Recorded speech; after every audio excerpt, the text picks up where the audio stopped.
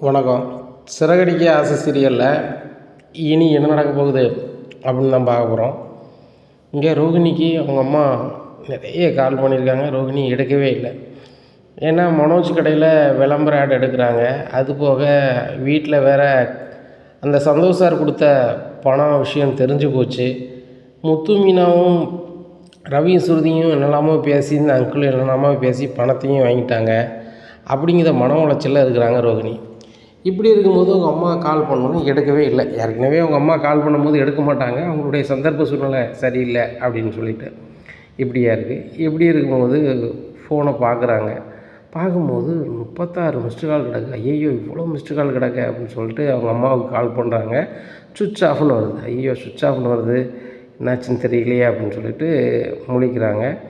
அப்போது செல்ஃபோனில் அந்த சாந்தி நர்ஸ் நம்பர் இருக்கான்னு பார்ப்போம் அப்படின்னு சொல்லிட்டு அவங்க நம்பரை பார்க்குறாங்க. நம்பரே இல்லை. அப்போ வித்யாவுக்கு கால் பண்ணுறாங்க. வித்யா, எங்கள் அம்மாவுக்கு கால் பண்ணி பாருங்கள், எங்கள் அம்மாவுக்கு கால் பண்ணால் சுவிட்ச் ஆஃப்னு வருது அப்படிங்கிறாங்க. சரி பார்க்குறேன் அப்படின்னு சொல்லிட்டு கால் பண்ணுறாங்க. ஆமாடி சுவிட்ச் ஆஃப்னு தான் வருது. சரி அந்த நர்ஸ் நம்பர் ஒன்று இல்லையா அப்படின்னு கேட்குறாங்க. இல்லைடி சேவ் பண்ணி வச்சுருந்தேன், எப்படி தான் அழிஞ்சிச்சோ தெரியல அப்படிங்கிறாங்க. அப்படியா, சரி சரி சரி ஒன்றும் இல்லை, உனக்கு பேச நினச்சி கால் பண்ணியிருப்பாங்க அப்படிங்கிறாங்க. இல்லைடி எங்கள் அம்மாவுக்கு வேறு உடம்பு சரியில்லாமல் இருந்தாங்க. இப்படி இருக்கும்போது நிறைய கால் பண்ணியிருக்காங்க, நான் பார்க்கவே இல்லை. வீட்டில் கொஞ்சம் ஒரி இருந்துச்சு, அதனால் நான் எடுக்க முடியல அப்படிங்கிறாங்க. 36 மிஸ்டு கால் வந்திருக்குங்க, அப்போ கூட பார்க்க மாட்டியாடி? நல்ல வேலைம்மா நானாக உனக்கு கால் பண்ணலை, அப்படி நீ தான் கால் பண்ணியிருக்க அப்படிங்கிறாங்க. நீ ஏன் எனக்கு கால் பண்ண போகிற, எனக்கு என்னமோ ஏதோ ஒன்று பயமாக இருக்குடி அப்படிங்கிறாங்க. சரி அப்போ நம்ம ஊருக்கு போய்ட்டு வந்துடுமா அப்படிங்கிறாங்க. சரிடி போகலாம், பஸ்ஸில் தான் போகணும், பரவாயில்லையா அப்படிங்கிறாங்க. நம்ம ஏன்டி பஸ்ஸில் போகணும், காரில் போகலாம் அப்படிங்கிறாங்க. கார்லையா, கார் எங்கே இருக்குது அப்படிங்கிறாங்க.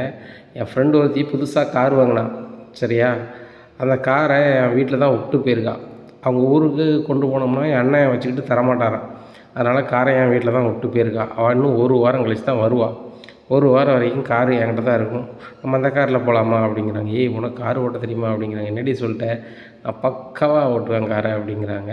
பார்த்துக்க கவனமாக போகணும் அப்படிங்கிறாங்க. சரி ரைட்டு நீ புறப்பட்டு வா அப்படிங்கிறாங்க. சரி சரி நான் வரேன் அப்படின்ட்டு இருக்கும்போது, எங்கம்மா வரேன்னு சொல்லிகிட்டு இருக்கேன் அப்படின்னு சொல்லி விஜயா கேட்குறாங்க.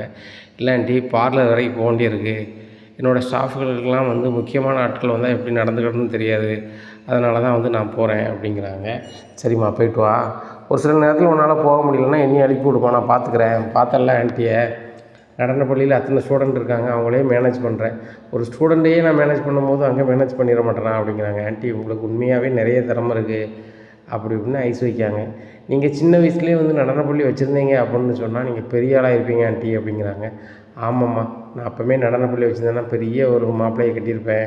என்ன பாரு, முதல்ல ஒரு டிரைவராக இருந்தார், கடைசி வரைக்கும் ஒரு டிரைவராக இருந்தே ரிட்டையர்ட் ஆகிட்டார். இவரை கட்டி என் வாழ்க்கையே போச்சு. நான் மட்டும் முதல்ல நடனப்பள்ளி வச்சுருந்தேன்னா எங்கேயோ போயிருப்பேன் அப்படிங்கிறாங்க. இன்னும் அண்ணாமலை வரேன், எங்கேயோ நீ போகிற, எங்கே போகிற அப்படிங்கிறாங்க. எங்க உண்மையை சொல்கிறேங்க, நடனப்பள்ளி நான் முன்னாடியே வச்சுருந்தேன்னா நல்ல நிலைமைக்கு வந்திருப்பேன், உங்களெல்லாம் நான் கல்யாணம் பண்ணியிருக்க மாட்டேன் அப்படிங்கிறாங்க. உடனே அண்ணாமலை சொல்லிட்டாங்க, நானும் தப்பிச்சிருப்பேன் அப்படிங்கிறாங்க. உடனே முத்து, எப்பா நீ கரெக்டாக இப்போ தான்ப்பா பேச ஆரம்பிச்சிருக்கேன் அப்படிங்கிறே, வாயை மூட்டு சும்மா இருடா அப்படிங்கிறாங்க முத்து. நான் வாயை மூட்டு சும்மா இருக்கேன் மீனா, நான் சொன்னோம்ல எனக்கு ஒரு ஆஃபர் போகணுன்னு சொல்லிட்டு நான் கிளம்புறேன் அப்படின்னு சொல்லிட்டு அவர் கிளம்பிடுறாரு. அண்ணாமலை, என்ன விஜயா பேசிகிட்டு இருக்க அப்படிங்கிறாங்க. நடன பள்ளி நான் முன்னாடியே வச்சுருந்தேன்னா பெரிய ஆளாக இருப்பேன் அப்படின்னு ரோகிணி சொல்கிறான். நான் செட்டில் ஆகிருப்பேன், நல்ல மாப்பிள்ளையே கட்டியிருப்பேன்னு சொன்னேன், தப்பாங்க அப்படிங்க. தப்பே இல்லை, நான் என்ன தப்பிச்சிருப்பேன்னு சொல்லி நான் என் சிந்தனைகள் சொல்லுவேன் அப்படிங்கிறாங்க. உடனே ரோகிணி சொல்கிறாங்க, ஆண்டி நான் பார்லர் போய்ட்டு வரேன், நான் இல்லைன்னா என் ஸ்டாஃப்கள்லாம் ஒழுங்காக வேலை பார்க்க மாட்டாங்க அப்படி இப்படின்னு சீனை போடுறாங்க. இங்கே அண்ணாமலைக்கு நல்லாவே தெரியும் ரோகிணிக்கு சொந்தமாக பார்லர் இல்லை, ஒரு பார்லரில் வேலை தான் பார்க்காங்க அப்படின்னு சொல்லி முத்து சொன்ன தகவலை அண்ணாமலையும் விசாரித்து பார்த்துருக்காங்க. அண்ணாமலைக்கும் ரொம்ப தெளிவாக தெரிஞ்சிருச்சு. ஆனாலும் இந்த பிள்ளை வந்து வீட்டில் சொந்தமாக பார்லர் வச்சுருக்க மாதிரியும் தாங்கிட்ட ஸ்டாஃப் 4-5 பேர் வேலை பார்க்குற மாதிரியும் சீனை போட்டுக்கிட்டே இருக்குது. மனோஜுக்கு ஏற்ற ஜோடியாக தான் இருக்குது. மனோஜ் இப்படி தான் இல்லாத இருக்குமா, 1000 பொய் சொல்லிட்டு அலையும். அதே மாதிரி இந்த பிள்ளை ஒரு பொய்யை மறுபடியும் சொல்லிக்கிட்டு இருக்கே அப்படின்னு சொல்லி அண்ணாமலை நினைக்கிறாங்க. இந்த பொண்ணு ஏகப்பட்ட பொய் சொல்லியிருக்குன்னு அண்ணாமலைக்கு தெரியல. ஏன்னா கல்யாணத்தை மறைச்சி, குழந்தைய மறைச்சி, ஏழைங்கிறத மறைச்சி, எல்லாத்தையுமே மறைச்சிருக்கு. இந்த விஷயத்த அண்ணாமலைக்கு தெரியல. தெரிஞ்சால் அவர் மனநிலை எப்படி இருக்குன்னு புரியலை. இப்படியா இருக்குது. இந்த சூழ்நிலையில் நேராக அங்கே போகிறாங்க, வித்யா வீட்டுக்கு போகிறாங்க ரோகிணி. என்னடி பிறப்பிட்டியா அப்படிங்கிறாங்க. இனிமே தாண்டி பிறப்படணும் அப்படிங்க. என்னடி நீ நான் வந்து நிற்கணுமா அப்படிங்கிறாங்க. ஏன் நிற்க மாட்டியா அப்படிங்கிறாங்க. எங்கள் அம்மாவுக்கு என்னாச்சு ஏதாச்சும் தெரியலடி, ஃபோன் ஆஃப்னு வருது, எனக்கு ஒன்றும் புரியல அப்படிங்கிறாங்க. சரி சரி அப்படின்னு சொல்லி பிறப்பிட்டு ஏறு காரில் அப்படிங்கிறாங்க. ஏறுறாங்க. காரில் கிளம்பிட்டுருக்கோம். முத்து பார்க்குறாரு. முத்து பார்த்துட்டு உனக்கு கார் நல்லா ஓட்டுவியா அப்படிங்கிறாங்க. முத்து உங்கள் அளவுக்கு எனக்கு ஓட்ட தெரியாட்டிலும் ஓட்டுவேன் அப்படிங்கிறாங்க. எங்கே போகிறீங்க அப்படிங்கிறாங்க. ரோஹிணி அம்மா வீட்டுக்கு. ரோஹிணி அம்மா வீட்டுக்கா அப்படிங்கிறாரு முத்து. ஐயோ உளறிட்டாளே அப்படின்னு சொல்லிட்டு முத்து என் கிளைண்ட் ஒரு ஆளை பார்க்க போகிறோம் அப்படிங்கிறாங்க. அப்படியா சரி சரி போங்க அப்படிங்கிறாங்க. கார் எடுத்துகிட்டு போகிறாங்க. நேராக முத்து வீட்டுக்கு போகிறாரு. எங்கே அப்படின்னு விஜயா பேசிகிட்டு இருக்காங்க நம்மள்கிட்ட. எனக்கு ரொம்ப பெருமையாக இருக்குங்க. எனக்கு வந்த மருமக 2 பேருமே பெரிய பணக்காரிங்க, ஆனாலும் சுய உழைப்பில் வாழ்கிறாங்க அப்படிங்கிறாங்க. உடனே முத்து சொல்கிறாரு, எப்பா 3 மருமகளும் சுய உழைப்பில் தான் வாழ்கிறாங்க. அம்மா சொல்ல மறந்துட்டாங்கன்னு நினைக்கிறேன், மீனாவும் இந்த வீட்டு மருமக தான் அப்படிங்கிறாங்க. உடனே அண்ணாமலை சொல்கிறாங்க, அடிக்கடி ஞாபகப்படுத்துட்டா அவளுக்கு கொஞ்சம் ஞாபகம் மறதி அதிகம் அப்படிங்கிறாங்க. ஏங்க என் ஞாபகத்தில் இருக்குது 2 மருமக தான், ஒன்று சுருதி, இன்னொன்று ரோகிணி. ரோகிணியை பார்த்தீங்களே, அவள் வேலை தான் அவளுக்கு கண்ணும் கருத்துமாக இருப்பாள். தான் வேலை பார்க்குற ஸ்டாஃபை நம்பவே மாட்டாள். வேலைன்னு இருக்கா. இதே மாதிரி தான் மனோஜும். கம்பெனிக்கு விளம்பரம்லாம் எடுத்துட்டான். இனிமேல் வந்து பெரிய டீலர்ஷிப்பும் வாங்கிடுவான், எங்கேயோ போயிடுவான் அப்படிங்கிறாங்க. உடனே முத்து மனசுக்குள்ளே சிரிக்கிறாரு. தலைவருக்கு டீலர்ஷிப் கிடைக்கலங்கிறதே அம்மாவுக்கு தெரியாதா என்னமோ தெரியல அப்படின்னு சொல்லி மனசில் நினச்சிக்கிட்டு இருக்காரு. இப்படியா இருக்குது.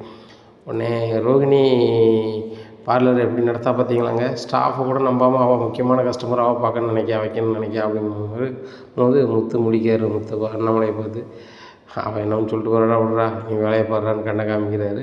உடனே போகிறாங்க. ஏங்க இந்த முத்துக்கு மீனாவுக்கும் பொறாமையை பார்த்தீங்களாங்க.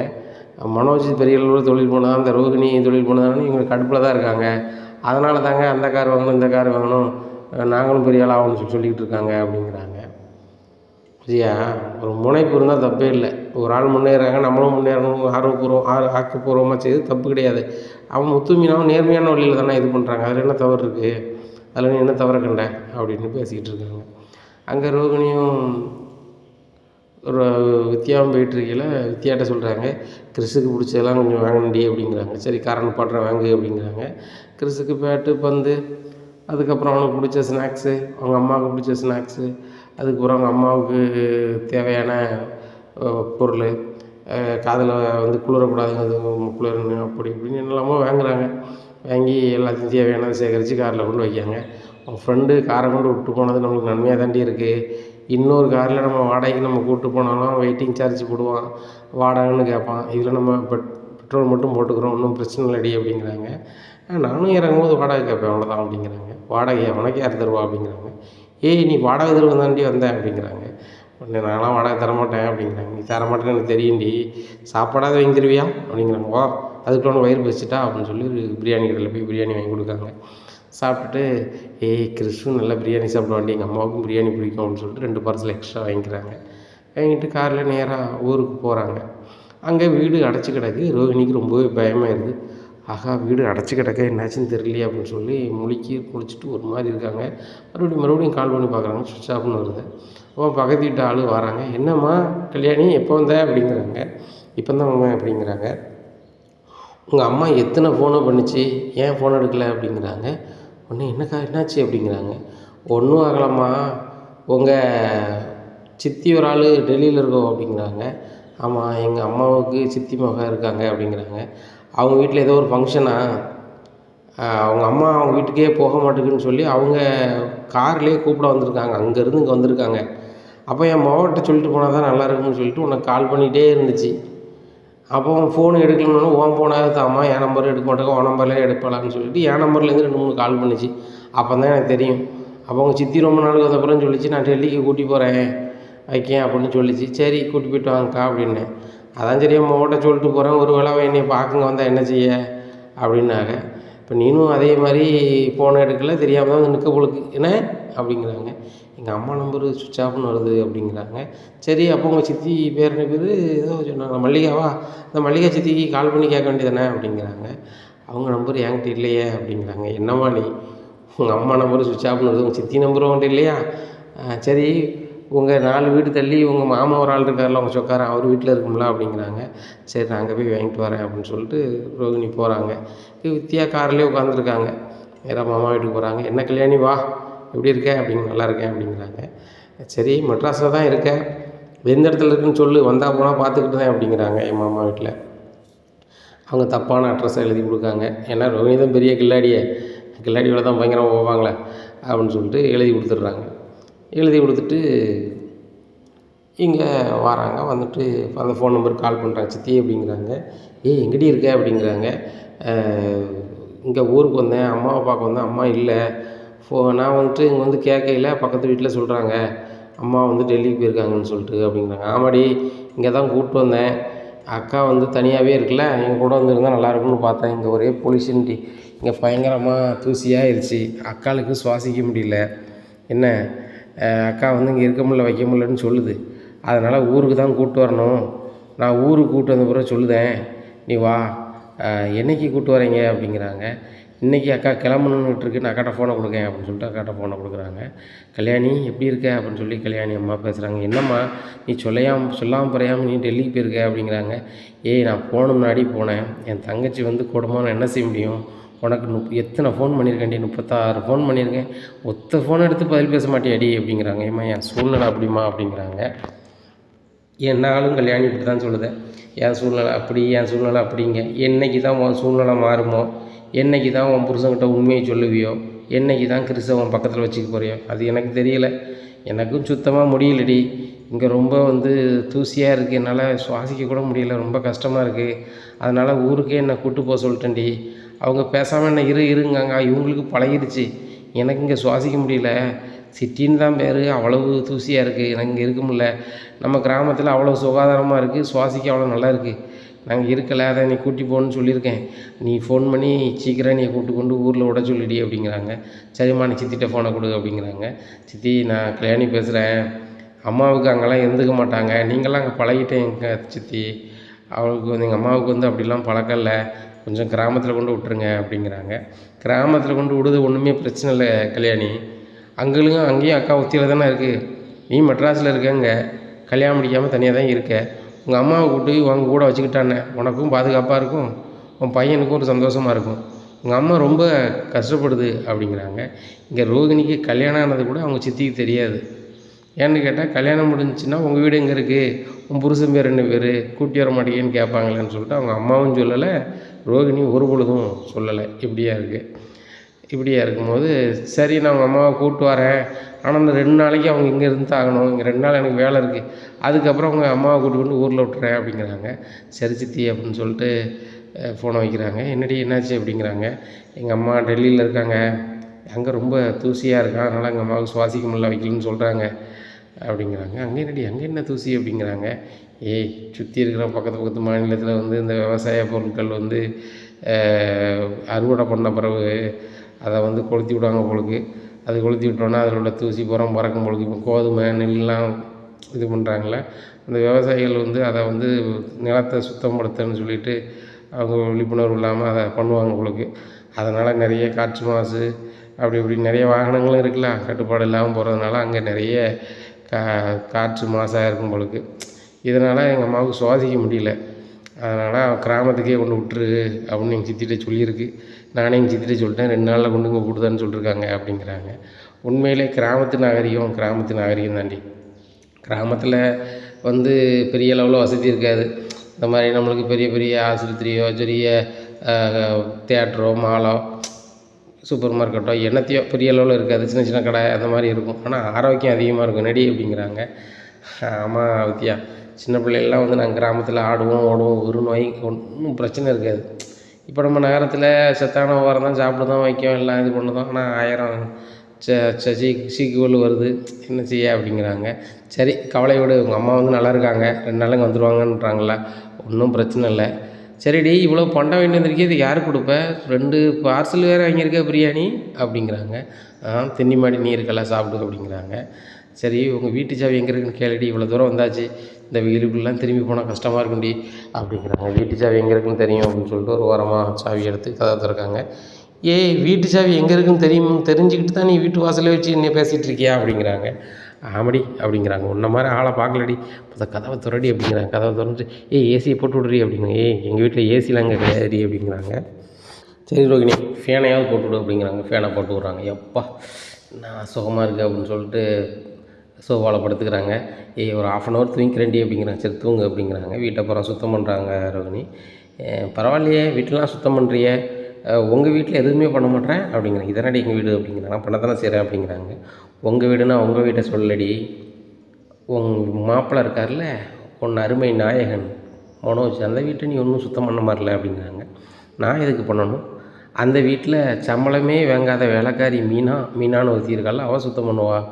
எனக்கு எல்லா வேலையுமே தெரியும், எனக்கு சமைக்கவும் தெரியும், துணி சோப்போட தெரியும், வீடெல்லாம் வந்து சுத்தம் பண்ண தெரியும், எல்லாமே தெரியும் தான். நானும் கிராமத்தில் வளர்ந்தேன் தான். ஆனால் அந்த மீனாக இருக்கும்போது நான் எதுக்கு சுத்தம் பண்ணணும், நான் தான் பெரிய பணக்கார வீட்டு பிள்ளை மாதிரி சீன் போட்டுட்ருக்கேனே, நான் எதுக்கு பண்ணணும் அப்படிங்கிறாங்க. அது பாவம் இல்லையாடி, அந்த சுருதி பிள்ளை உண்மையிலே பெரிய பணக்காரி, அவள் பெரிய அளவில் வேலை செஞ்சுருக்க மாட்டாள், அவங்க அப்பா மட்டும் ரொம்ப செல்லமாக வளர்ந்துருப்பாள். அந்த பிள்ளைக்கு செய்ய தெரியலன்னா கூட சரி ஓகே, நீ கிராமத்தில் தான் வளர்ந்துருக்கு, அதுவும் கஷ்டப்பட்ட பிள்ளை தான், நீ அந்த மீனாவை ஹெல்ப்பாக இருக்கலாம்ல அப்படிங்கிறாங்க. இங்கே பாரு, அந்த வீட்டை பொறுத்த மட்டும் நான் பணக்காரி, அதுவும் ஃபாரின்லேருந்து வந்த பொண்ணு சரியா, எங்கள் அப்பா அக்கௌண்ட்லேயே 300 கோடி ரூபா இருக்குது, நானே பெரிய கோடீஸ்வரி, நான் எப்படி வேலை செய்ய முடியும் அப்படிங்கிறாங்க. இப்போ பில்டப்லாம் வந்து உங்கள் வீட்டில் நம்புகிறாங்க பார்த்தியா உன் மாமியார் வீட்டில், அதை நினைக்கும் போது தாண்டி ரொம்ப ஆச்சரியமாக இருக்குது. உங்கள் மாமியாருக்கு பணம்னா போதும் போல், நீ 300 கோடிங்கிற இடத்துல 3000 கோடின்னு சொன்னால் கூட உங்கள் அத்தை வாயை தான் புழக்கும், அது எப்படிமா உங்களுக்கு அவ்வளோ சொத்து இருக்கும் அப்படின்னு கேட்காது போலண்ணே அப்படிங்கிறாங்க. என்ன எங்கள் அத்தை வந்து வீட்டை தவிர வேறு பக்கம் தெரியாது, பணம் ஆசை பிடிச்சது அவ்வளோதான், அதில் எப்படி கிளப்பி விட்டாலும் அது பாட்டில் இருக்கும் அப்படிங்கிறாங்க. சரி ஃபாரினில் இருக்கவங்க அப்பா இன்னும் வெளியே வரலையா வைக்கலையான்னு கேட்கலையா அப்படிங்கிறாங்க. அப்படி கேட்டாங்கன்னா அடுத்தாப்புல ஒரு நாடகம் போட்டுற வேண்டியதான். இப்போதைக்கு எங்கள் அத்தை எதுவுமே கேட்காது, ஏன்னு கேட்டால் அவங்க பரபரப்பாக இருக்காங்க. மனோஜுக்கு எப்போ வந்து அந்த டீலர்ஷிப் கிடைக்கும், அவன் கோடிக்கணக்கில் சம்பாத்தியம் பண்ணுவான் அப்படிங்கிற சிந்தனையில் தான் இருக்காங்க. அந்த சிந்தனை கொஞ்சம் மாறினா மட்டும்தான் எங்கள் அப்பா வரலையா, உங்கள் அப்பாவிட்டேருந்து வரக்கூடிய சொத்தோ பணமோ எப்போ வரும் அப்படின்னு கேட்பாங்க. அது வரைக்கும் எங்கள் அத்தை மூச்சே காட்ட மாட்டாங்க அப்படிங்கிறாங்க. உடனே வித்தியா சொல்கிறாங்க, முத்து மீனா உண்மையிலே சூப்பர் கப்பலில் அப்படிங்கிறாங்க. இங்கே பாரு, முத்து மீனாவை பற்றி பெருமையாக பேசுறது தாங்க வந்தியா, எங்கள் அம்மாவை பார்க்க வந்தியா அப்படிங்கிறாங்க. அம்மா தான் இல்லைல்ல, அதனால தான் அவங்கள பற்றி பேசுகிறேன் அப்படிங்கிறாங்க. முத்து மீனாவை பற்றி பேசாத, அவங்களால கடுப்பாகுது. அந்த சந்தோஷார் வந்து விளம்பரம் பண்ணுறதுக்கு, அந்த விளம்பரத்தில் நடிக்கிறதுக்கு ஒரு 2 லட்ச ரூபா கொடுத்தாரு, அதை கூட இந்த முத்து மீனாவை எங்ககிட்ட வந்து வாங்கிக்கிட்டாங்க அப்படிங்கிறாங்க. அவங்க பங்கை தான் நடி வாங்கினாங்க, நீங்கள் மறைச்சிருக்கீங்க, அது தெரிஞ்சு போச்சு வாங்கியிருக்காங்க, இதில் என்ன தப்பு இருக்குது, நீங்கள் முதல்ல கொடுத்துருந்தா ஏதாவது பிரச்சனை வந்திருக்குமா அப்படிங்கிறாங்க. நாங்கள் எதுக்கு கொடுக்கணும், எங்களுக்கு அந்த 2 லட்ச ரூபா மொத்தம் தான் கிடைக்கும் அப்படின்னு மனோஜ் நானும் நினச்சோம் அப்படிங்கிறாங்க. ஆனால் நீங்கள் 2 பேர் எதில் எப்படி அடி ஆட்டையை போடலை, நீங்கள் 2 பேருமே பக்காவான ஆள் அப்படிங்கிறாங்க. உன் சொம்பும் அந்த சொம்பும் திராசில் வச்சா ஒரே மாதிரி தான் இருக்கும், ரெண்டும் பயங்கர சொம்பு, நெளிஞ்ச சொம்பு அப்படிங்கிறாங்க. சும்மா ரெடி அப்படிங்கிறாங்க. சரி கிளம்புமா அப்படிங்கிறேன். எங்கே கிளம்பணும், இன்னொரு 1/2 ரெஸ்ட் எடுத்து தான் போக முடியும், நீ தான் சமைப்பேன்னு சொல்கிறியே, ஏதாவது சமை அப்படிங்கிறாங்க. நான் ஏன்டி சமைக்கணும், 2 பார்சல் கொண்டு வந்திருக்கோம்னா சாப்பிடுவோம் அப்படின்னு சொல்லிட்டு 2 பிரியாணியுமே சாப்பிட்றாங்க. உடனே எனக்கு ஃபீஸ் கம்மியாக இருக்குடி, அந்த இது தாடி அப்படின்னு சொல்லி ரோகிணி பிரியாணி எடுத்துக்கிறாங்க. உடனே சாப்பிட்டு முடிச்சுட்டு 2 பேருக்கும் தூக்கம் வந்துடுது, நல்லா தூங்கிடுறாங்க. அப்புறம் பக்கத்து வீட்டு ஆள்லாம் வராங்க, கல்யாணி அப்படிங்கிறாங்க. உடனே வாங்கக்கா அப்படிங்கிறாங்க. ஒன்றும் இல்லை, மெட்ராஸில் எனக்கு தெரிஞ்சவங்க 2-3 பேர் இருக்காங்க, நீங்களும் எனக்கு சொக்காரங்க தான் தூரத்தில், உங்கள் பேர் உங்கள் அம்மா பேர்லாம் பத்திரிக்கையில் போட்டிருக்கேன், நீ இந்த அட்ரஸில் போய் 2 கார்டை கொடுத்துடலாமா அப்படிங்கிறாங்க. அக்கா எனக்கு அங்கே தெரியாத அப்படிங்கிறேன். என்னம்மா தெரியாது, நீ எங்கே 2-3 வருஷமாக மெட்ராஸில் தானே இருக்க, உனக்கு தான் எல்லா இடமும் தெரியுமே, நீ கொண்டு கொடுத்துருமா அந்த கல்யாண கார்டை அப்படிங்கிறாங்க. அப்படியா சரி ரைட்டு அப்படின்னு சொல்லிட்டு கார்டை வாங்கிக்கிறாங்க. சரிம்மா அப்படின்னு சொல்லிட்டு அவங்க போகிறாங்க. கார்டை பார்க்குறாங்க, பேரில் ரோகிணி பேர்லாம் போட்டிருக்கு, வச்சுருக்கு, எல்லாமே இருக்குது. அப்போ ரோகிணி இந்த கார்டை கொண்டு கொடுக்க போகிறியா அப்படிங்கிறாங்க. ஆமாம் கொடுக்கணும்னு சொல்லியிருக்காங்களே அப்படிங்கிறாங்க. ஒருவேளை இந்த கார்டு கொடுக்குறவங்க முத்துக்கோ மீனாவுக்கோ தெரிஞ்சவங்களாவோ, இல்லைனா ஏதோ ஒரு வகையில் உனக்கு சிக்கல் வந்தால் என்ன செய்வே அப்படிங்கிறாங்க. ஆமாடி அந்த அட்ரஸ்லாம் சொல்லும்போது மீனா வீட்டு பக்கத்தில் தான் வருது, நான் போக மாட்டேன் அப்படிங்கிறாங்க. சரி ரைட்டு, கார்டு கொடுக்க மறந்துட்டேன்னு கூட இவங்களை பார்க்கும்போது சொல்லிக்க, ஒருவேளை நீ கொடுத்தனா நீ இன்னார் மோதானா அப்படின்னா சீன் ஓவர் ஆயிரும் அப்படிங்கிறாங்க. ஆமாம் பத்திரிக்கையில் வேறு என் பேர் இருக்குது, சரி இனிமேல் இங்கே இருந்தால் சரி வராது, கிளம்பு நம்ம ஊரை பார்த்து போவோம் அப்படிங்கிறாங்க. வித்தியாவும் ரோஹினியும் பரப்பிட்டு காரில் நேராக ஊருக்கு போகிறாங்க. அப்போ பார்லர் ஓனர் பார்லருக்கு வராங்க. அப்போ கரெக்டாக ரோஹினி காரில் வந்து இறங்கி டபார்னு உள்ளே போகிறாங்க. ரோஹினி எங்கே போய்ட்டு வரீங்க அப்படிங்கிறாங்க. மேடம் க்ரீம் வாங்க தான் போனேன் அப்படிங்கிறாங்க.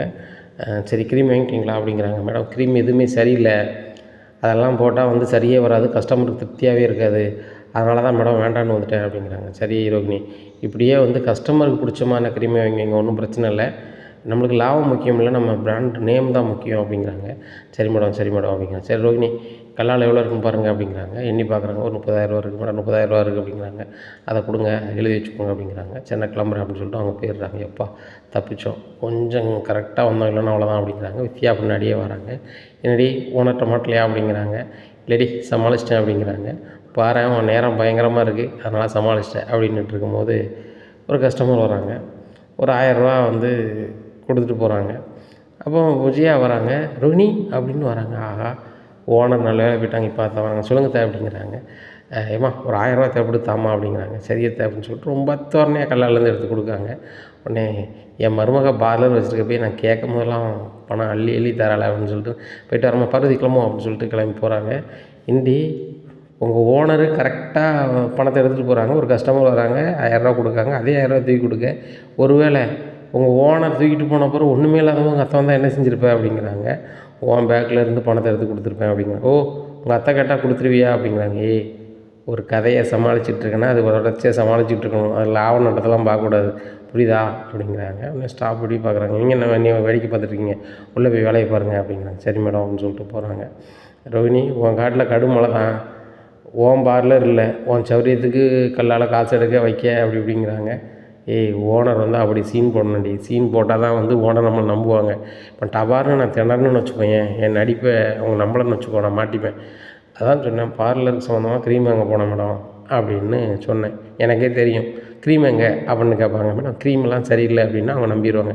இந்த மாதிரி பில்டப்பாக பேசணுண்டி, நம்மளுக்கு தெரியாதா, நம்ம கில்லாடித்தனத்தை வச்சு தானே ஒரு காலம் ஓட்டிகிட்ருக்கோம் அப்படிங்கிறாங்க.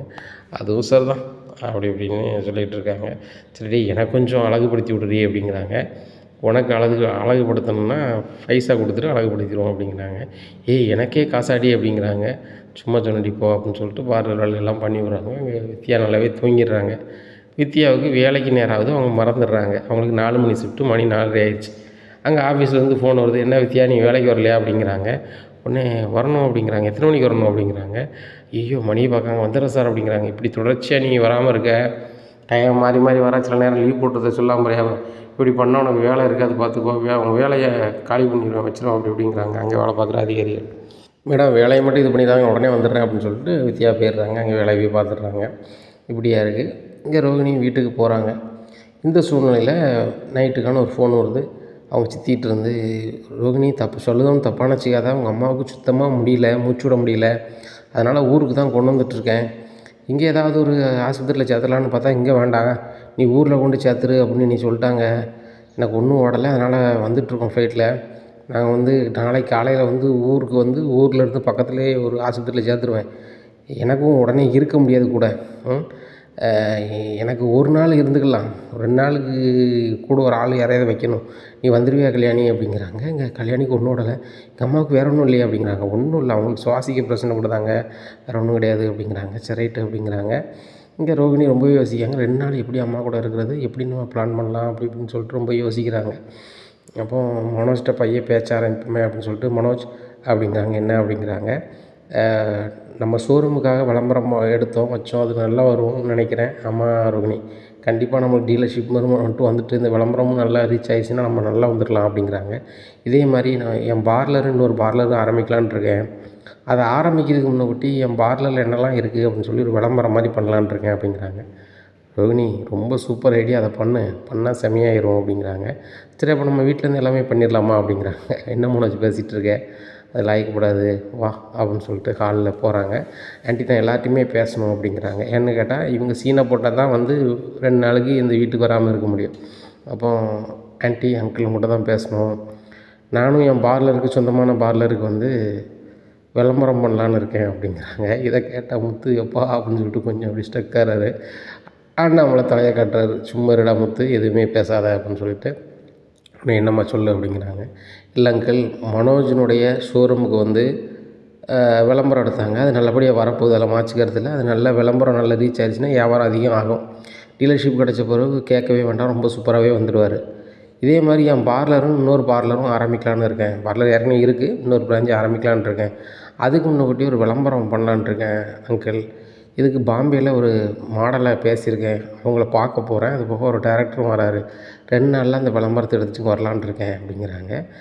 உடனே ரோஹிணி என்ன திடீர்னு இப்படி சொல்கிற அப்படிங்கிறாங்க மனோஜ். எல்லாருமே ஆமாம் ஆண்டி, தொழிலில் வந்து டெவலப் பண்ணதுக்கு நம்ம நேரம்லாம் பார்த்துட்ருக்கக்கூடாது, டப்பு டப்புன்னு செஞ்சால் தான் வாழ்க்கையில் முன்னேற முடியும் அப்படிங்கிறாங்க. சூப்பர் தான் ரோகிணி, அதுவும் மாடல் நடிகையா, எந்த நடிகை அப்படிங்கிறாங்க. ஒரு நடிகை பேரை சொல்கிறாங்க. அப்படியா அப்படிங்கிறாங்க. உடனே ஸ்ருதி சொல்கிறாங்க.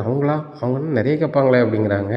ஆமாம் ஸ்ருதி, கேட்க தான் செய்வாங்க, அதை கொடுக்க தான் போகிறேன் அப்படிங்கிறாங்க. இங்கே மனோஜ்லேருந்து எல்லாருமே சிரிக்கிறாங்க. ஆண்டி நான் நாளைக்கு காலையிலே கிளம்பிடுவேன், 2 நாள் கழிச்சு தான் வருவேன் அப்படிங்கிறாங்க. சரிம்மா பார்த்துப்போ. மனோஜ் நீ கூட போகிறலடா அப்படிங்கிறாங்க. இல்லைம்மா நான் போகல, ரோகிணி மட்டும் தான் போகிறா அப்படிங்கிறாங்க. ஆமாம் ஆண்டி, மனோஜ் இங்கே வேலை இருக்கல, நான் மட்டும் தான் போகிறேன் அப்படிங்கிறேன். சரிம்மா பத்திரமா போய்ட்டு வா அப்படிங்கிறாங்க. சரி ஆண்டி அப்படின்னு சொல்லிட்டு ரூம் பார்த்து போயிடுறாங்க. இங்கே எல்லாருமே தூங்க போயிடுறாங்க. முத்து மட்டும் நான் மட்டும் வராங்க. என்னப்பா இந்த பிள்ளை சொந்தமாக பார்லர் இல்லை, வேலை தான் பார்க்கு, இப்போ ஏன் பார்லர் சொந்தமான பார்லர், அதுக்கு நான் விளம்பரம் பண்ண போகிறாங்க, உண்மையிலே இது உண்மை தானா இல்லை நான் கேட்டது தான் தப்பா அப்படிங்கிறாங்க. முத்து எனக்கும் அதே டவுட்டாக தான் இருக்குது, நான் கூட ஒரு ஆள்கிட்ட கேட்டேன், அந்த பார்லர் ஓனர் வேறு ஆளுன்னு சொன்னாங்க, நீனும் சொன்ன அதை உறுதியும் படுத்திக்கிட்டேன், இப்போ என்னென்ன இந்த பிள்ளை இப்படி சொல்லுது, எனக்கு டவுட் ஆகுது அப்படிங்கிறாங்க. ஆமாப்பா எனக்கு அதே சந்தேகம்தான், நான் ஒரு பொம்பளையாள்கிட்ட கேட்டேன், அதுதான் வந்து என் பார்லரு, அங்கே வேலை பார்க்குற ரோகிணி அப்படின்ற மாதிரி சொல்லிச்சு, இப்போ இந்த பிள்ளை வேறு எப்படி சொல்லுதப்பா அப்படிங்கிறாங்க. சரி முத்து அது என்னென்னு பார்க்கலாம், நானும் தெரிஞ்ச ஆள்கிட்ட கேட்குறேன் அப்படிங்கிறாங்க. ஆனால் நாசுக்காக கேட்கணும் முத்து அப்படிங்கிறாங்க. சரிப்பா அப்படிங்கிறாங்க. இங்கே காலையிலே ரோகிணி புறப்பட்டு நேராக அவங்க ஊருக்கு போயிடுறாங்க. ஊருக்கு போனோன்னே அங்கே அவங்க சேர்த்துருக்க ஆஸ்பத்திரிக்கு போய் கூடவே உட்காந்துருக்காங்க. கிறிஸ்டின்னு சொல்கிறாங்க. கிறிஸ்டினா 2 நாள் இங்கே தான் இருப்பேன் அப்படிங்கிறாங்க. அவங்க அம்மாவுக்கும் ரொம்ப சந்தோஷம். அவங்க சித்தி உடனே நான் போயிட்டு வரேம்மா ஊருக்கு அப்படின்னு சொல்லிட்டு அவங்க கிளம்பி போயிடுறாங்க. இங்கே வித்யாவுக்கு ஃபோன் பண்ணி சொல்லிடுறாங்க. வித்யா, நான் வந்து விளம்பரம் எடுக்க போகிறேன்னு சொல்லிட்டு, விளம்பரம் என் பார்லருக்கு எடுக்க போகிறேன்னு சொல்லிட்டு பாம்பே வந்ததாக சொல்லிட்டேன், உங்ககிட்ட யார் கேட்டாலும் அப்படியே சொல்லிடு அப்படிங்கிறாங்க. சரிடி, வழக்கம் போல் போய் தானே பார்த்துக்கலாம் அப்படி, உண்மையை சொல்லுறதுக்கு தானே நம்ம வந்து பதறணும், பொய் சொல்லுறதுக்கு நம்ம தான் அசால்ட்டாக சொல்லுவோமே, உன் கூட சேர்ந்து பொய்யெல்லாம் அசால்ட்டாக வந்துருச்சு அப்படிங்கிறாங்க. சரி அப்படிங்கிறாங்க. 2 நாள் அங்கே இருக்கிறாங்க. இங்கே முத்து நல்லாவே விசாரிக்கிறார். விசாரிக்கும் போது தெரிஞ்சிருது ரோகிணி அங்கே வேலை தான் பார்க்குறாங்க கன்ஃபார்மாக, அங்கே ஓனர் வேறு தான் அப்படிங்கிறது தெரிஞ்சிருது. எப்படியா இருக்குது. இப்படி இருக்கும்போது அந்த பார்லர் ஓனர் வந்துட்டு ஒரு இடத்துக்கு போகிறாங்க. அங்கே ஸ்ருதியோட அம்மாவை பார்க்குறாங்க. எப்படி இருக்கீங்க அப்படிங்கிறாங்க. நல்லா இருக்கேன், நீங்கள் முன்னாடி பார்லர் வச்சுருந்தீங்க, அப்போ என் வீட்டுக்கெலாம் வந்து பார்லர் வேலை பண்ணுவீங்கன்னா நல்லாயிருக்கும், மசாஜ்லாம் பண்ணுவீங்க, இப்போ நிறைய பிரான்ச் வச்சுட்டீங்க, இப்போ வர்றதே இல்லை அப்படிங்கிறாங்க. ஆமாம் நிறைய பிரான்ச் ஆயிடுச்சுல, அங்கங்கே போக வேண்டியதாக இருக்குது, அதனால் ஒன்றும் செய்ய முடியல, நம்ம பார்லருடைய நேம் ஒரு நேம் ஆயிடுச்சு, வீட்டில் போய் வேலை செஞ்சால் ஒரு மாதிரி இருக்கும், பழைய மாதிரி இருக்க முடியாதுல்ல, ஆரம்ப காலத்தில் செஞ்சது வச்சது, நீங்கள் என் ஃப்ரெண்டு தான், உங்களுக்கு நம்ம பண்ணதுக்கு ஆசை தான், எனக்கு அதுக்கு நேரம் இல்லை, என்கிட்ட வந்து நல்ல ஸ்டாஃப் இருக்கிறாங்க, ரொம்ப அனுபவம் வாய்ந்த ஸ்டாஃப் இருக்கிறாங்க, என்னோடய பிரான்ச்லேருந்து அனுப்புகிறேன், உங்கள் வீட்டுக்கே வர சொல்கிறேன் அப்படிங்கிறாங்க.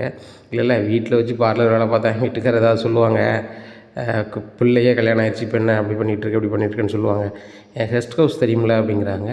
உங்களுக்கு 2-3 கெஸ்ட் ஹவுஸ் இருக்குது, எங்கே அப்படிங்கிறாங்க.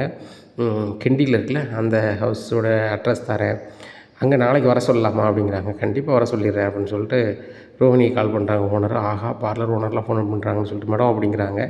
ரோஹிணி எங்கே இருக்கீங்க அப்படிங்கிறாங்க. மேடம் இங்கே தான் அப்படிங்கிறாங்க. அங்கே பார்லர் தான் இருக்கியா, ஒன்றும் பிரச்சனை இல்லை, நாளைக்கு என்ன இந்த இடத்துக்கு நீ வரணும் அப்படிங்கிறாங்க. நாளைக்கு முடியாது ஆண்டி, முடியாது மேடம் அப்படிங்கிறாங்க. அப்படியா, நாளைக்கு முடியாதா, என்றைக்கு முடியும் அப்படிங்கிறாங்க. மேடம் 2 நாளைக்கு முடியாது, இன்றைக்கும் நாளைக்கு முடியாது அப்படிங்கிறாங்க. சரி ரைட்டு மேடம், இன்றைக்கும் நாளைக்கு மட்டும் பொறுத்துக்கிடுங்க, நாளை கழிச்சு என்ன நாளைக்கும் பொறுத்துக்கிடுங்க, நாளை கழித்து என்னோடய ஸ்டாஃப் வந்து உங்கள் கெஸ்ட் ஹவுஸ்க்கு வருவாங்க, அவங்க அட்ரஸ் தாங்க அப்படிங்கிறாங்க. அட்ரஸ் வாங்கிக்கிறாங்க. ஏம்மா இந்த அட்ரஸில் வந்து நீ வந்து வீட்டில் போய் மசாஜ் பண்ணி கொஞ்சம் க்ரீம்லாம் இது பண்ணி பார்லர் வேலையை பண்ணி விட்ரு அப்படிங்கிறாங்க. சரிங்க மேடம் அப்படிங்கிறாங்க. இப்படியா இருக்குது. இந்த சூழ்நிலையில் ஃபோனை வைக்கிறேன் ரோஹிணி அப்படிங்கிறாங்க. ரோஹிணியா அப்படின்னு சொல்லிட்டு இவங்க முழிக்கிறாங்க சுதாமா. என்ன மேடம் உங்கள் ஸ்டாஃப் பேர் ரோஹிணின்னு சொல்கிறீங்க அப்படிங்கிறாங்க. ரோஹிணி தான், என்கிட்ட வேலை பார்க்குறாங்க அப்படிங்கிறாங்க. ரோஹிணி எங்கேயோ கேள்விப்பட்ட மாதிரி இருக்கு அப்படிங்கிறாங்க. ஃபோட்டோ கூட இருக்க காமிக்கிறேன் அப்படின்னு சொல்லிட்டு ஃபோட்டோவை காமிக்கிறாங்க. இதான் ரோஹிணி அப்படிங்கிறாங்க. இதை பார்த்தோன்னே சுதா ரொம்பவே ஷாக் ஆகிடுறாங்க. இந்த பிள்ளை தான் சொந்தமாக பார்லர் வச்சுருக்கு அப்படி இப்படின்னு சொன்னாங்க, இவங்க அவங்ககிட்ட வேலை பார்க்கணுன்னு சொல்லி இவங்க சொல்கிறாங்களே அப்படின்னு சொல்லிட்டு ரொம்ப குழப்பமாக இருக்குது. உண்மையில் இந்த பிள்ளை அவங்ககிட்ட தான் வேலை பார்க்க அப்படிங்கிறாங்க. என்கிட்ட தான் வேலை பார்க்குது, இந்த பிள்ளை தான் ஒரு பார்லர் வச்சுருந்துச்சி, அப்புறம் என்கிட்டயே விற்றுருச்சு, என்கிட்ட தான் வேலை பார்க்குறதுக்கு கிட்டத்தட்ட ஒரு 1.25 வருஷமாக என்கிட்ட தான் வேலை பார்க்குது அப்படிங்கிறாங்க. இதை கேட்டால் சுதாவுக்கு பயங்கர சந்தோஷம். சரி நாளைக்கு நாளை கழித்து அவங்க இப்போ வந்துடுவாங்கள்ல இந்த கெஸ்ட் ஹவுஸ்க்கு அப்படி, கண்டிப்பாக வந்துடுவாங்க அப்படிங்கிறாங்க. உடனே சரிங்க ரொம்ப நன்றி அப்படின்ட்டு வீட்டுக்கு கிளம்புறாங்க. அங்கே போனோடனே சுதாவுக்கு பயங்கர சந்தோஷம். வாசுதேவன்ட்ட நடந்ததெல்லாம் சொல்கிறாங்க. அப்போது அந்த பொண்ணு வந்து சொந்தமாக பார்லர் வைக்கலையா, வேலை தான் பார்க்குதா, வேலை பார்த்துக்கிட்டே இந்த விஜயா மாதிரி பில்டப் தான் பண்ணிகிட்டு இருக்கா, ரைட்டு சூப்பரு சுதா, இதை நீ பயங்கரமாக பண்ணணும் பயங்கரமாக பண்ண போகிறாங்க, வேணாலும் பாருங்கள் அப்படிங்கிறாங்க. உடனே இவங்களுக்கு விஜயாவுக்கு ஃபோன் பண்ணுறாங்க. சம்மந்தி நாளைக்கு முக்கியமான ஒரு ஃபங்க்ஷன் இருக்குது, நீங்கள் வந்துடணும் அப்படிங்கிறாங்க. சரி சம்மந்தி, என் வீட்டுக்கார்ட்ட சொல்கிறேன் அப்படிங்கிறாங்க. இல்லை சம்மந்தி, இதெல்லாம் பெண்கள் கலந்துக்கக்கூடியது, நீங்கள் தான் கண்டிப்பாக வரணும் அப்படிங்கிறாங்க. சரி சம்மந்தி அப்படிங்கிறாங்க. இந்த சூழ்நிலையில் ரோகிணி 2 நாள் அவங்க அம்மா கூட ஊருக்கு வந்துடுறாங்க. இப்படி இருக்குது. அப்போ இன்றைக்கி வேறு ஒரு கஸ்டமரை பார்க்கணுன்னு சொல்லி நம்ம ஓனர் சொல்லியிருக்காங்களேன்னு சொல்லிட்டு அந்த அட்ரஸுக்கு கிளம்பி வராங்க. இங்கே விஜயாட்ட சம்மந்தி முக்கியமான ஆள் வராங்க, நீங்கள் மாஸ்க் போட்டு உட்காருங்க அப்படிங்கிறாங்க. எதுக்கு சம்மந்தி அப்படிங்கிறாங்க. நீங்கள் மாஸ்க் போட்டு உட்காருங்க, எனக்கு இப்போ பார்லர் வேலை செய்கிறவங்க ஒரு ஆள் வராங்க, என்ன அவங்கெல்லாம் நம்மளுக்கு க்ரீம் போட்டு சரி பண்ண பிறகு நம்ம ஒரு இடத்துக்கு போகணும் அப்படிங்கிறாங்க. என்ன சம்மந்தி, ஒரு ஆள் முக்கியமான கதைன்னு சொன்னீங்க, இப்போ வேறு மாதிரி சொல்கிறீங்க அப்படிங்கிறாங்க. வந்த பிறகு தான் உங்களுக்கு புரியும் பாருங்கள். என் ஃப்ரெண்டு ஒரு பிரான்ச்சஸ் நிறைய வச்சுருக்காங்க, பிரான்ச்சஸ்ன்னு சொல்லிட்டு நிறைய பிரான்ச் வச்சுருக்காங்க பார்லரு. அதில் வேலை பார்க்குற பொண்ணு நம்மளுக்கு இப்போ பார்லர் வேலை பார்க்கணும் அப்படிங்கிறாங்க. உடனே 2 பேருமே மாஸ்க் போட்டு உட்காந்துருக்காங்க. மாஸ்க் போட்டு உட்காந்தோன்னே யாருன்னே தெரியல, சுதான்னு தெரியல, விஜயான்னு தெரியல. ரோகிணியை பார்த்தோன்னே சம்மந்தி அமைதியாக இருங்க அப்படிங்கிறாங்க. ரோகிணி மேடம், எங்கள் ஓனர் அனுப்பி விட்டாங்க, 2 நாளாக நான் வெளியூர் போயிட்டேன், இப்போ தான் வந்தேன். உங்களுக்கு பார்லர் வேலைலாம் செஞ்சு மசாஜும் பண்ணணுன்னாங்க. ஒருத்தவங்கள சொன்னாங்க, இப்போ 2 பேருக்கு பண்ணணுமா? சரி மேடம் அப்படிங்கிறாங்க. சரி, உங்கள் மேடத்துக்கிட்ட நீங்கள் எவ்வளோ நாளாக வேலை பார்க்குறீங்க, உங்களுக்கு எவ்வளோ அனுபவம் இருக்குது அப்படின்னு சொல்லி சுதா கேட்குறாங்க. இங்கே விஜயாவும் மாஸ்க் போட்டு உட்காந்துருக்காங்க. மேடம், 1.5 வருஷமாக அவங்ககிட்ட வேலை பார்க்குறேன். ஆனால் நான் அந்த பார்லர் ஏற்கனவே வச்சுருந்தேன், நான் தான் விற்றேன் அவங்கக்கிட்ட. சரிங்களா, எனக்கு இதில் அனுபவம் கிட்டத்தட்ட ஒரு 6 வருஷம் இருக்குது. எங்கள் பார்லர்லேயே நான் தான் ரொம்ப அனுபவம் உள்ள ஆள். நான் உங்களுக்கு சூப்பராக பண்ணிடுவேன், நீங்கள் அதை பற்றி கவலைப்பட வேண்டாம். இப்போ 2 பேருக்கு தான் நம்மளும் பண்ணணும், சத்தலாக பண்ணிடலாம் அப்படிங்கிறாங்க. இவங்க சொல்லிக்கிட்டே இருக்கும்போது விஜயா மாஸ்க்கை கலத்திடுறாங்க. விஜயாவை பார்த்த உடனே தள்ளாடி போய் திருதுன்னு ஆடிக்கிட்டு இருக்காங்க இங்கே ரோகிணி. இங்கே சுதா பக்கத்தில் இருந்து மாஸ்க்கை கலத்திட்டு சிரிக்கிறாங்க. இனி என்ன நடக்கும் இந்த விஜயா வீட்டில் அப்படிங்கிறத பொறுத்திருந்து பார்க்கலாம். நம்ம சேனலை நீங்கள் கொஞ்சம் மறக்காமல் லைக் அண்ட் சப்ஸ்கிரைப் பண்ணுங்கள். நன்றி, வணக்கம்.